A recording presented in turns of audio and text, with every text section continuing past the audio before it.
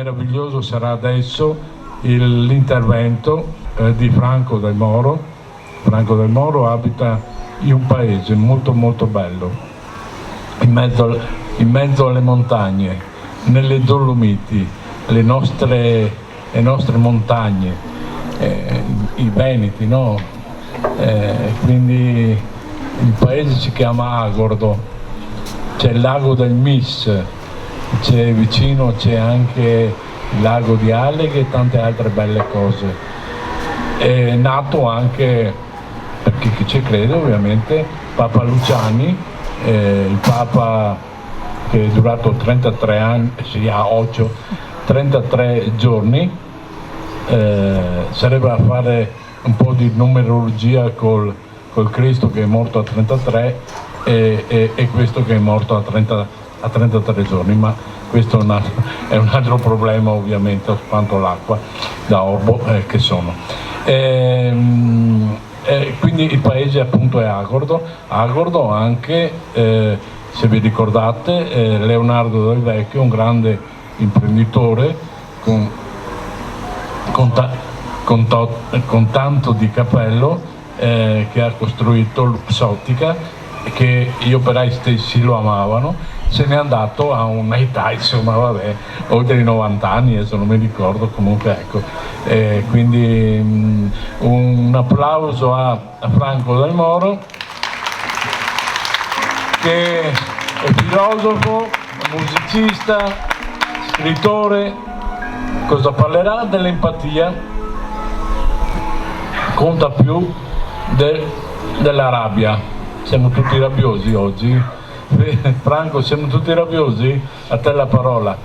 Prima di tutto grazie a Giorgio dell'invito e della eccessiva presentazione. Dopo aver ascoltato gli interventi del magistrato Incroia, insomma dei relatori precedenti, ho pensato: ma viviamo in un mondo così spaventoso? È terribile, siamo minacciati dai poteri che vediamo, da quelli che non vediamo, dall'aria, dal cibo, dall'acqua. Alla fine ho avuto la sensazione appunto di avere di nuovo una risposta centripeta, cioè di rabbia e di paura, perché questo quadro che è stato consegnato alla nostra consapevolezza è un quadro terrificante. E questo è uno dei giochi, delle trappole nascoste in cui noi cadiamo sempre, cioè è molto più facile incentivare il male, sottolinearlo, amplificarlo, raccontarlo, piuttosto che spiegare cos'è che vince il male, cos'è che lo contrasta, che è una forza centrifuga. Quindi la rabbia è una forza centripeta, ci porta a fondo, che sia legittimata, che sia giustificata, perché tutto quello che ci è stato raccontato appunto dai due relatori precedenti è vero, non c'è niente da fare, è vero, stiamo rischiando continuamente, ma da quando ci alziamo alla mattina. Però questa è una forza centripeta, ci porta a fondo. Io non voglio vivere né intriso, come dire, di questi sentimenti rancorosi verso il mondo e verso il mondo che mi attacca e che ci attacca tutti, perché lo sappiamo. Questo è stato un periodo che ci ha portato parecchie rivelazioni alla luce della coscienza. Abbiamo capito delle cose che forse sapevamo anche prima un po' sotto traccia, per esempio delle istituzioni non ci possiamo fidare più di tanto, men che meno delle istituzioni politiche o di tutti gli organi costituzionali, e nemmeno di quelle intermedie della società civile, dal medico di famiglia alla scuola. Insomma, abbiamo visto che qualcosa non funziona nella società civile. Siamo fortemente sottoposti a un attacco frontale, siamo tutti immersi in questo bagno acido, ma non serve a nulla essere così, come dire, né spaventati né preoccupati. Io parto da una premessa: tutto quello che accade non solo viene consentito e ha una ragione, viene consentito per permetterci di prenderne consapevolezza, e la ragione per farci fare un passo avanti, per farci evolvere in qualche modo. Tutto ciò che alimenta sentimenti che abbassano, come dire, il livello di questa consapevolezza, che siano la rabbia, l'indignazione, la paura, il desiderio di vendetta, insomma queste cose qua in realtà sono ben volute dalla parte contrapposta, a cui piace un popolo arrabbiato o spaventato o entrambe le cose, come stiamo rischiando ora. la risposta che io mi do quando mi sento, come dire, invaso da questi sentimenti di indignazione: che tipo di risposta potrebbe veramente spiazzare questo disegno oscuro che in qualche modo sembra sovrastarci? Esattamente quello che non si aspettano, cioè, come dire, coltivo la parte più luminosa dell'esistenza, cioè tutto ciò che mi porta ad alzarmi, che è centrifugo, che può essere quindi appunto una sensibilità nuova, di tipo diversa, di tipo animalista, di tipo legata alla natura, legata all'arte. Questo è quello che li infastidisce, perché è ciò che arricchisce la nostra anima, la alleggerisce, non la appesantisce. Siamo stati fin troppo appesantiti dagli eventi della cronaca degli ultimi anni e da quelli che continuano a verificarsi.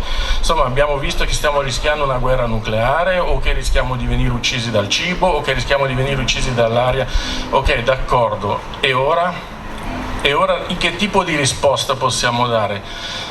Tutto quello che nella storia di peggio succede perché c'è sempre una piccolissima, ridottissima percentuale di esseri umani a cui è stato consegnato il compito di fare il peggio del peggio, e c'è una enorme quantità di persone che subiscono gli effetti di questa piccolissima percentuale di persone vocate al male, ma la stragrande maggioranza non è veramente attratta dal male, al contrario, è attratta dal bene. Allora, come si può delegittimare le forze oscure? Facendo nel piccolo del proprio quotidiano esattamente quello che loro non vorrebbero: coltivare tutto ciò che migliora il mondo, tutto ciò che ne aumenta la bellezza, o tutto ciò che aumenta, come dire, una visione talmente allargata della vita, che trascende la razionalità, che trascende la mente, da cui appare chiaro che comunque, se male deve essere, il male non vincerà, perché non è mai successo e non gli viene nemmeno permesso. Il male, quanto più noi gli diamo importanza e tanto più lo accogliamo, tanto più diventa la forza vincente, quella che esattamente è ciò che vogliono. Per cui la barriera, una vera barriera al male, non è una barriera basata su una ribellione attiva, su una violenza contro violenza, vediamo chi è più forte, ma è una barriera di tipo etico e di tipo morale, o come possiamo dirla in una parola unica, di tipo spirituale. Per cui quello è ciò che crea esattamente quella piccola, come dire, libera un giardino da una intasato da rifiuti. Noi liberiamo una piccola parte di quel giardino, lo rendiamo terreno fertile, e finalmente su quel giardino vedremo spuntare di nuovo ciò che una spinta biofila, che è la natura di questo mondo, consente quando il giardino è fertile, cioè vedremo spuntare di nuovo la bellezza, i fiori e le erbe e così via. Continuare a legittimare il male, dandogli attenzione, facendoci invadere dalle sue vibrazioni eccetera, in un modo o nell'altro continua a rafforzarlo, a mantenerne la permanenza. Quindi è vero, la disobbedienza civile è indubbiamente la prima cosa che ognuno di noi deve fare quando siamo sottoposti a qualcosa che confligge con i nostri principi etici. Ed questo è quello che è successo in questi 3 anni continuamente, e non è con una risposta violenta, ma è semplicemente non dandogli valore, quindi sottraendosi, disobbedendo, con le conseguenze che ne derivano.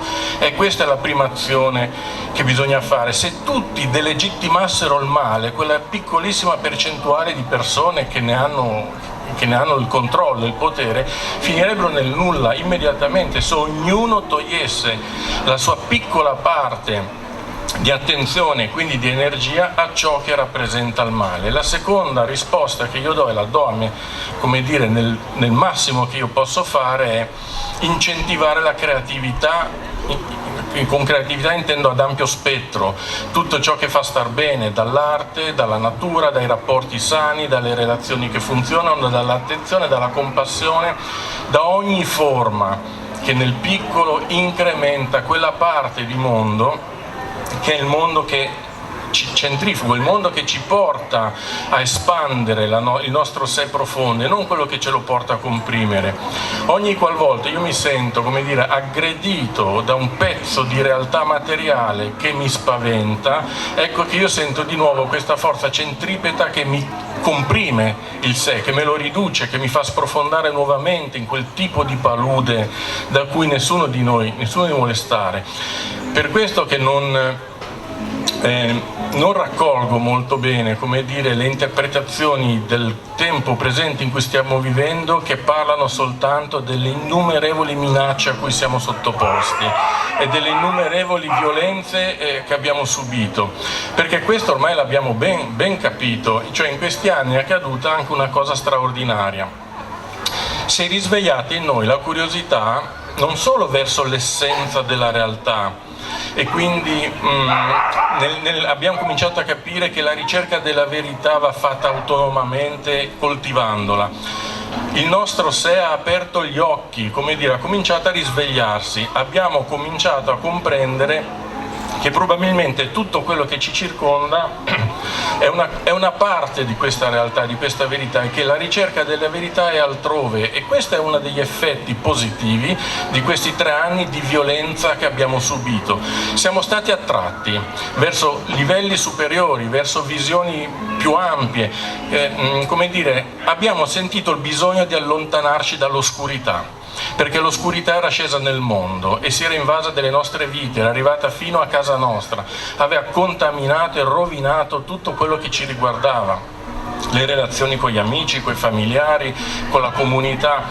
Abbiamo sentito proprio l'avanzata di questa cappa di ombre, di oscurità, che in realtà ci ha fatto aprire gli occhi, ci ha fatto capire che quasi tutto ciò che circonda e che compone il nostro mondo era in qualche modo parte del male, come dire, era parte della malattia, e allora abbiamo cominciato a chiederci: e cos'è parte della cura, per usare una metafora di tipo sanitario? Allora io come estrema sintesi ho detto: tutto quello che coltiva la mia parte migliore, la mia parte più etica, più morale, più spirituale è la cura, e tutto ciò che invece mi fa, come dire, comprimere il cuore, comprimere il sé, quella è ancora malattia, per quanto giustificata e legittimata sia. Di conseguenza a un certo punto ho detto: d'ora in poi occorrerà, almeno per quello che mi riguarda, per allontanarmi dall'ombra, cominciare a essere il più coerente possibile con ideali di tipo superiore, al di là di quanto fa schifo la realtà in cui vivo. Quindi questo è un po' il conflitto in cui ci troviamo un po' tutti: essere allineati, come dire, con una visione più aperta, che includa la vastità della vita. In questi anni io ho visto persone avvicinarsi per la prima volta a letture di tipo spirituali della storia, la storia che viene interpretata con leggendo la filigrana spirituale, non gli eventi della cronaca. Ho visto persone che fin dall'inizio mi hanno parlato di guerra spirituale in atto. Questo vuol dire che qualcosa aveva effettivamente scosso quella cristallizzazione dentro cui eravamo racchiusi e ci ha portato a risvegliare il sé. Questo risveglio del sé, che poi chiamiamo apertura della mente, che semplicemente significa liberare la mente dalla prigione in cui era chiusa, perché la mente in realtà è un organo fortemente sopravvalutato. La razionalità e la rigidità della mente è ciò che ci ostina a impedire al cambiamento di verificarsi, perché la mente non dovrebbe essere il timoniere della vita, il capitano. La mente dovrebbe essere, come dire, il servo stupido, che è quello che mette in atto gli ordini che riceve dal sé profondo. Ma invece noi viviamo in un mondo contrario, in un mondo in cui ad esempio l'essere vivente viene trattato come un automa, programmato come una macchina, e le macchine vengono sempre più trattate come esseri viventi o considerati esseri viventi.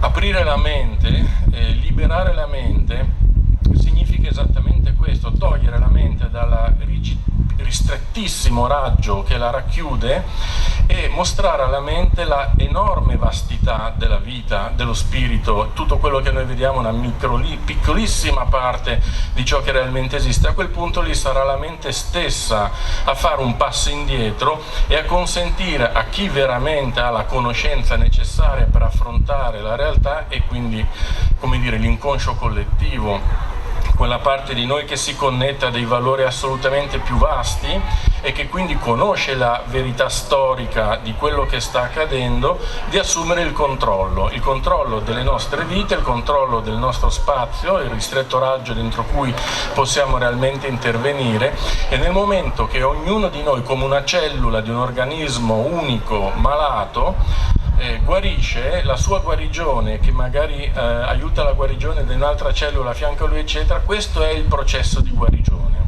è un processo che parte dal basso. Quindi io non credo che il cambiamento arriverà dall'alto, da nessuna corrente, movimento, organizzazione, grande forza istituzionale. Questo non è mai successo e continuerà a non succedere. Nemmeno penso che il vero cambiamento lo potremo mai veramente vedere a livello sociale. Questa è un pochino un'aspettativa magica, pensare che le cose cambino e di colpo vivremo in un mondo migliore. Questo non avverrà, quindi togliamoci subito questa aspettativa, ma collaborare al processo di guarigione del corpo sociale è esattamente il nostro compito. Questo lavoro qua non è in realtà un lavoro in sé faticoso, perché non consiste nel dare alla proprio bambino interiore, al proprio sé, chiamatelo come volete, finalmente voce in capitolo. Ed è quello che molti, almeno una parte, stanno cominciando a fare con le esperienze che si stanno verificando, i nuovi progetti, si sono, come dire, aperti dei nuovi scenari.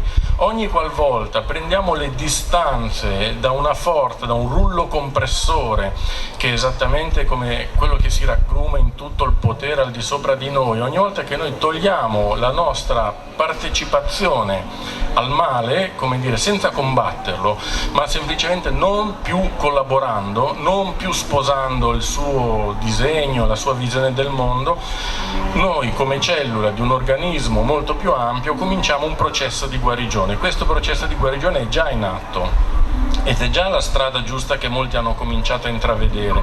Ovviamente è una strada che è quasi pericolosa, perché quante più persone, adesso si usa molto questo termine, si risvegliano, tanto più il disegno del potere si rivela imperfetto, si rivela, come dire, fallace, anzi cominciano veramente ad avere paura, perché hanno visto che quanto più hanno insistito e tanto più hanno ottenuto l'effetto contrario, persone che si sono accorte di quanto era negativa la radice dell'agire del potere.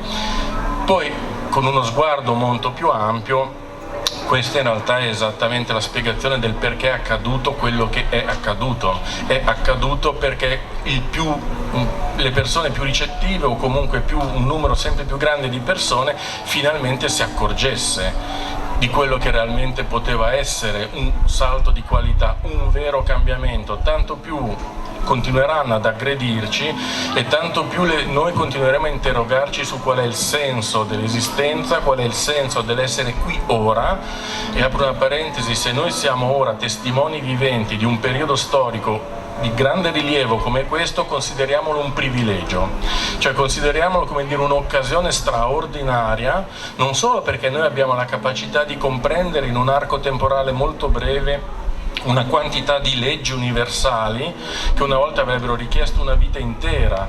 Invece negli ultimi 3-4 anni molti di noi hanno cominciato ad avvicinarsi alle vere leggi che governano la vita. Quindi abbiamo scelto, probabilmente abbiamo voluto essere qui adesso ed essere, come dire, coloro su cui questa onda storica ha agito, e questo è veramente un privilegio di cui dobbiamo essere consapevoli. Sì, certo, abbiamo avuto paura, abbiamo sperimentato vari livelli di sofferenza e anche di rabbia e anche di indignazione, ma questo è un tesoro straordinario. Non ci sarebbe stato richiesto nulla di tutto questo se noi non avessimo avuto la capacità di affrontare e gestire questa prova, e non solo, ma di trasmutare l'ombra che ci ha voluto in qualche modo accogliere, di trasmutarla nel suo opposto.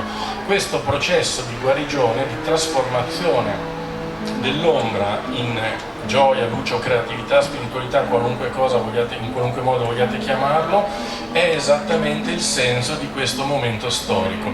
Quindi quante più cose ci minacciano, tante più ferite ci vengono inferte e tanto più su di noi faranno l'effetto contrario. Per questo che nel momento in cui io riconosco la minaccia o la paura o la rabbia su di me, io mi accorgo che queste forze stanno facendo sì che io mi renda conto della grande potenza del rovesciare queste forze. Quindi l'empatia come forza centrifuga che libera la mia mente, al contrario della rabbia o della paura, che invece è una forza centripeta che me la chiude ancora di più nella prigione. Questo momento, fra l'altro, particolare, questo intendo dire proprio questi mesi, perché sembra che siamo entrati un po' in una stagione post-totalitaria, c'è in atto una fase di rimozione. Non se ne parla più, non si vuole più sapere, non si vuole più capire, tutto è finito, tutto è, come dire, viene buttato alle spalle. A livello di geopolitica questa è una strategia ben calcolata, affinché si ricompatti il gregge hanno per un attimo sospeso le frustate, in maniera che le persone tornino a essere, come dire, a rivivere nel modello Mona, ha detto Giorgio, ha detto lui, tornino a rivivere nel modello precedente affinché poi loro possano di nuovo riprendere da dove si erano fermati e portare avanti il loro disegno. In realtà non lo faranno, cioè non potranno farlo con la stessa facilità con cui l'hanno fatto finora, proprio perché il tipo di rivelazione che ormai abbiamo accolto e che è irreversibile, perché non si torna indietro. La rimozione che molti hanno messo in atto è perché in effetti la verità può anche far paura, può essere spaventosa, ma nel momento in cui la verità si rivela e la rivelazione diventa vissuta, la mente anche finalmente l'accoglie e quindi diventa parte del nostro sé, ecco che da lì non si torna più indietro. Il compromesso non è più possibile. Accettare, come dire, che l'ombra invada ancora uno spazio così grande della nostra anima non sarà più possibile, e sanno benissimo che questo è un limite che non hanno più la forza di superare, più la forza di vincere, cioè di vincere in queste persone che hanno capito, perché i fatti ormai sono chiari, o le cose che abbiamo capito in questi 3 anni costituiscono un bagaglio di verità che non può più essere messo in discussione. Tutto quello che noi facciamo da adesso in poi è fatto a un livello superiore. Loro ragionano ancora con schemi novecenteschi.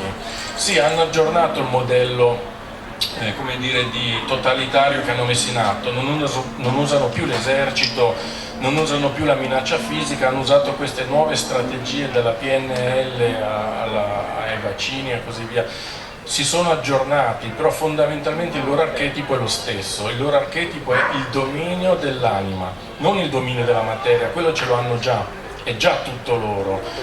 Le banche, i soldi, il potere, i governi, i politici, è già tutto in mano loro questo. Cosa gli sfugge? Gli sfuggiamo noi, come singoli individui, gli sfugge la nostra singola anima, ed è quella su cui loro vogliono avere il dominio, perché del dominio materiale non gliene importa proprio nulla.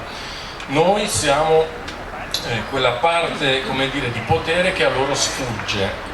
Ovvio che adesso aggrediscono i bambini, perché sui bambini potranno fare ancora di più questo esercizio di potere e di avvelenamento dell'anima, premesso che i bambini che stanno arrivando ora sono di una qualità straordinariamente superiore, già attrezzati e mandati qui apposta per contrastare nella loro vita questa forza oscura. Il conflitto è in atto, noi lo stiamo vedendo soltanto all'inizio, però indubbiamente è in atto, e quindi su questi bambini qua io ho una grandissima fiducia. Ne conosco alcuni che, benché li vogliono annichilire con tutti i processi vaccinali o con tutte le cose di cui ha parlato la dottoressa prima di me, che contaminano l'aria, il cibo eccetera, questi bambini non li prenderanno, perché questi sono bambini che hanno veramente una corazza spirituale e animica che noi neanche ce la sogniamo.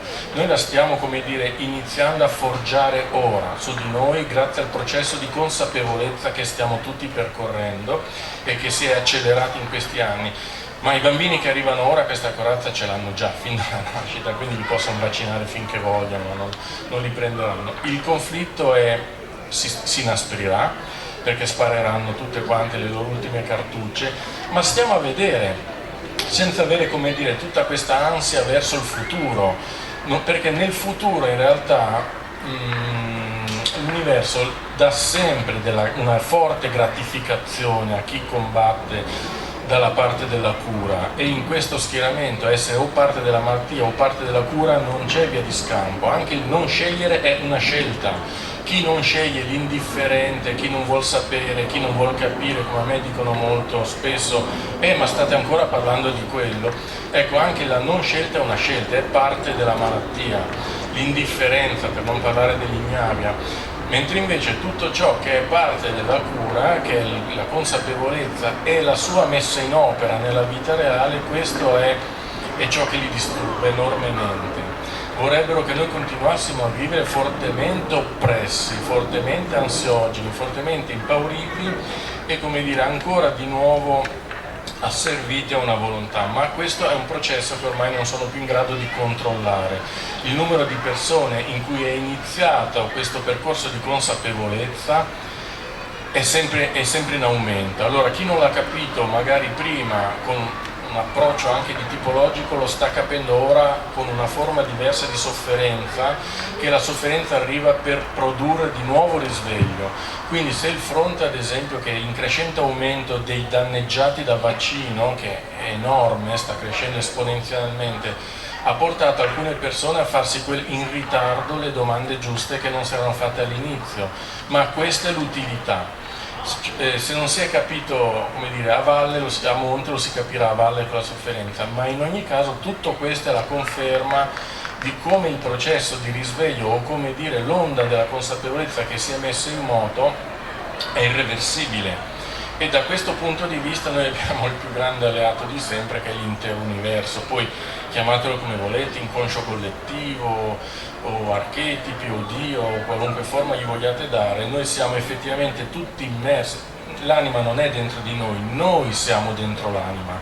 Quindi da questo punto di vista abbiamo il supporto che non è solo poi confermato dagli eventi comunque della storia passata, laddove ogni forza oscura a cui è stato concesso di agire sulla terra, gli è stato anche dato un termine dopo il quale è stata messa a tacere. Qua siamo di nuovo in una parentesi di questo tipo, ma alla fine tutti i servi dell'oscurità indistintamente, quando